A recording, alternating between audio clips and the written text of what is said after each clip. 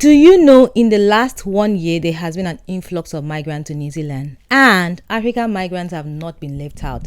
Even my Nigerians have recently added New Zealand to their list of countries to migrate to. Nice one. What's up fam, it's your girl the Sassy engineer. Welcome back to my channel. I have been dodging the topic of this video for quite some time now, but after a quick start check, what I found is interesting. So it's about time I talk about it. Stay tuned.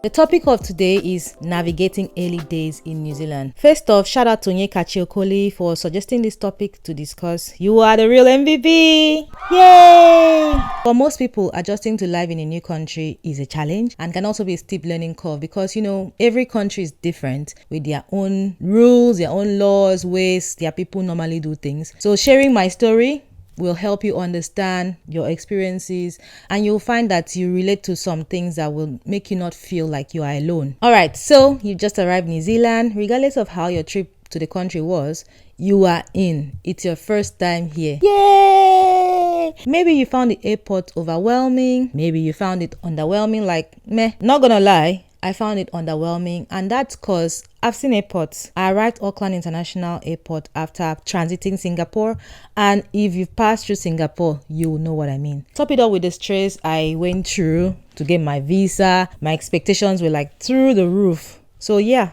I wasn't impressed. But now it's grown on me. How do you navigate life in New Zealand? The answer to this question is individual dependent, so it's very subjective. And I have touched on some topics relating to this subject matter on my channel. Like this video here, I discussed what I wish I knew before coming to New Zealand, and my earlier videos like this one where I touched on things to expect before you move abroad. These things apply to you whether you are a student or not, so just ignore the title, okay? Talked about dealing with homesickness, which you will experience whether you move here with your family or not, most especially if you moved here without family and you're not even social. You will find that if you haven't learned anything at all from living here, you will learn social skills. Otherwise, you will pack your bags and you go back home. I've shared 5 reasons why immigrants leave in this video on my channel. So how you navigate life in New Zealand depends largely on the circumstances surrounding how you entered New Zealand in the first place. So what brought you to New Zealand? How did you enter the country? Researchers have shown by way of a curve that there are different stages of settling in a new country, and they call this curve the settlement curve, which I quite agree with. From my experience, the intensity and amount of time you spend on each stage would depend on your situation. However, there are common themes every immigrant will experience and should prepare for. There are some things you need to know before you leave your home country and after you arrive your new country. This is assuming you have your visa ready. Using an average African immigrant as an example, when you arrive, you experience the weather. It will most likely be cold for you, but with a warm jacket you should be fine. If you come in winter, you may be expecting snow, but you will quickly have those hopes and dreams dashed if you move to North Island. Fear not, the mountains are there for you to go and experience the snow, or just travel to South Island to experience the snow. You are going to experience culture shock. So brace yourself, because no matter how tough you think you are or how liberal you feel you are, you will be shocked. Kiwis are pretty laid back, so laid back you think they're lazy. You can see this in their mannerism, the way they dress, their businesses. Malls close by 5 p.m. Hello. Although in summer it stays open till 9 p.m. in some places. Public holidays, way back home, that's where most businesses cash out because they stay open till late. Most businesses here are closed. Nobody's rushing for anything. Well, to them they think they are rushing, but it's not like our rush. Too many homeless people in Auckland, if you ask me. It won't be new to you if you're from the US. Thing with homeless people here and in the US, and I guess in most part of the world too, is that some homeless people here just choose to be on the street. They don't have any reason to be on the street. It's a business to some of them. Just like some homeless people in India, some beggars. This is me assuming I know homelessness in US and India. Healthcare. I have discussed this already.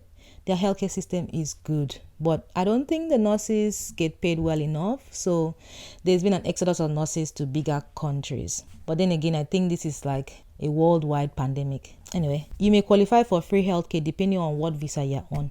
Find out your eligibility in this video. Just look for this thumbnail. There are organizations you can turn to for help for free and trusted advice. You just need to know where to look and what kind of questions to ask to be able to get that information out of people. Mental health and depression.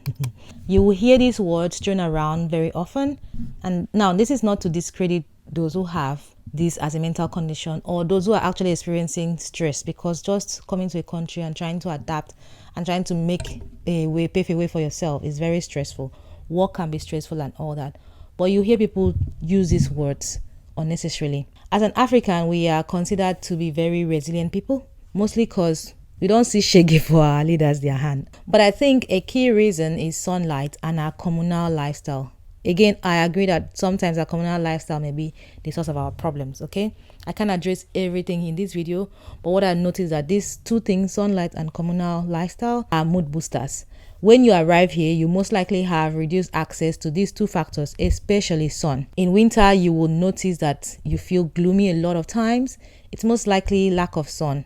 Solution is usually to increase your intake of vitamins like vitamin D, either through supplements, through food, through exercise, or all of the above. I also find that proper time management, getting enough sleep, talking to loved ones also help. In New Zealand, when you arrive newly in your early days, you need to consider things like money. So try to activate your bank account, apply for tax number, which we call IRD number, especially if you intend to work. Healthcare is important. Enroll with a doctor, find a dentist, possibly even start considering your will. If you intend to work, then create a New Zealand style CV and cover letter. Start looking for jobs, consider volunteering to gain work experience. Know that workplaces might be different, okay? Speaking of work, if you feel cheated at work, maybe you are employed into a certain role, but you find that you are doing something else. Take it up. They won't sack you. We immigrants tend to feel like, oh my God, I should be grateful they gave me this job. So we tend to not speak up because of the fear of losing the job. Your fear is very valid because I understand how things can be back home as well.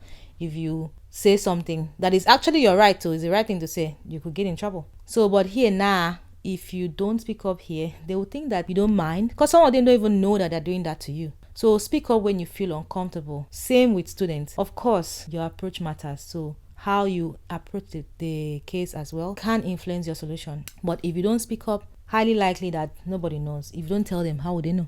Transportation. So research your local public transport options. Here we have buses, trains, and ferries. Learn what to do in emergencies like accident, natural disaster, theft, etc.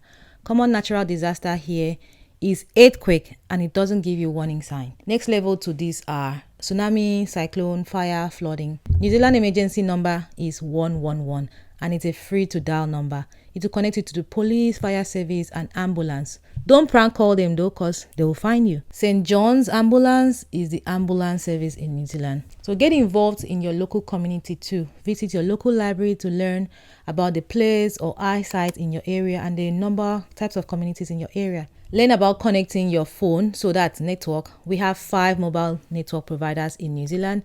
Top 3 are Spark, 1NZ, formerly Vodafone, 2 Degrees.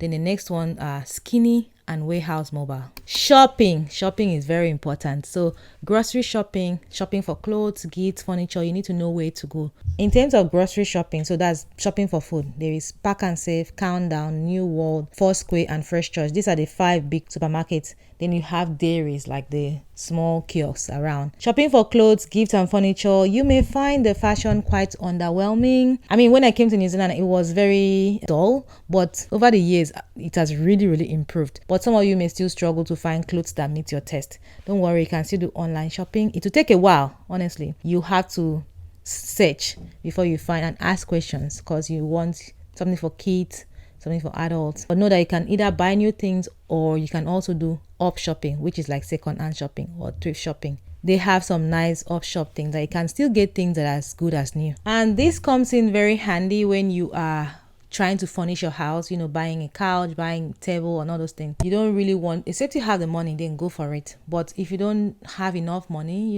it feels too much, second-hand shops are the place to be. You can buy things for second-hand on Facebook, but be careful, okay? Otherwise, walk into an up shop, a second-hand store to buy whatever you need. They will deliver if you make arrangements. Sales. When do we have good sales? Usually when we have festive periods. So for instance, New Year, Boxing Day, Christmas sale, those are the standard ones, and those ones are where you have the most discount. Then after that you have Black Friday sales, still not a lot of discounts, but still good. Cyber Monday. So the standard international holidays that they have sales, we have it here in New Zealand as well. Then we have Queen's birthday sales. There is some people do Easter sales, Anzac Day sales, just any holiday around that period. It all depends. Like I tell anyone who cares to listen, lower your expectations so you don't get disappointed in your new country, and aim to become a better version of yourself in that your new country. All those fear of what will people say, let it go. From my experience dealing with migrants, that is the number one factor that retards their experience. The fear of what will people say. The second being imposter syndrome. Guess what? It's all in your head. Yes, I agree that there are some people's opinion that matter, and people provide constructive criticisms that you should, feedbacks that you should take in and use to improve yourself. But when you let people's opinion cripple you from going out and become a better version of yourself, or creating good memories, it becomes a problem. Because most times it's all in your head. You are the one making those assumptions. You are the one limiting yourself. Because guess what? Whether you like it or not, people will have an opinion about you. Some of these opinions will be good, some of them will be not so good. And I acknowledge that sometimes people's opinion about you can influence some of your experiences, because they'll do things that, gives you bad experience or good experiences. But in the end, life will still go on. So do not limit your potential. Your future self will thank you. So my friends, this is 2024. Paint those plans of yours, hand them to God in prayer, and remember, faith without work is dead. You can't be praying for a job yet you haven't submitted your CV to any company or even attended networking functions, and you don't even know anybody because you've decided to be antisocial, or you are new to the country, so you legit don't know anybody. My dear, don't be a stumbling block in your life. Don't be a stumbling block for yourself. This year, endeavor to understand the key role you play in your suffering. In the end, how you experience the country depends on your mindset, but then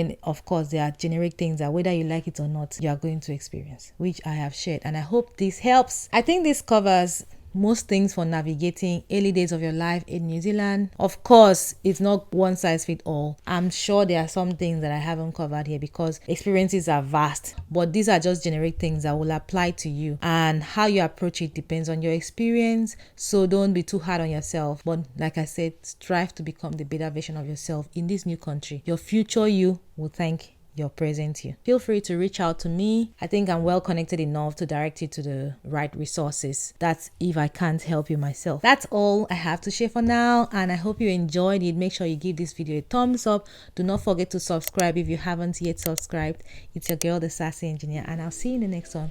Bye now.